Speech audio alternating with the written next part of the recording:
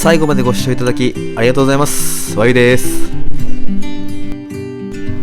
今回は愛知県豊橋市にある道の駅豊橋に行ってきました。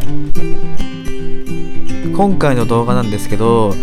僕自身いろんな人の Vlog 動画を見ていまして、で結構皆さん食事してる風景だとか料理作ってるとことかも内容に含めている方が結構いらっしゃって、自分もやってみたいなと思って今回やってみたんですけど、なんか作ってる段階でこれみんな興味あんのかなっていう風になんか思ってしまって、あげるかどうか非常に悩みましたね。でも自分が上げたい動画を上げるっていうのが Vlog の醍醐味だと思うんで、いっか、とりあえず上げてみっかっていうような感じで、今回動画作ってみました。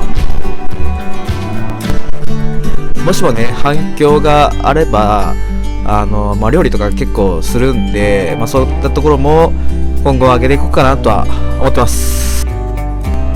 このチャンネルではこのように私はゆうが、お出かけしているところの風景を Vlog 形式でお届けするチャンネルとなってます。もしもね、この動画を見てくださって興味を持ってくださった方はチャンネル登録と高評価、コメントなど待ってます。それでは改めまして最後までご視聴いただきありがとうございます。次の動画もよろしく頼みます。じゃあねー。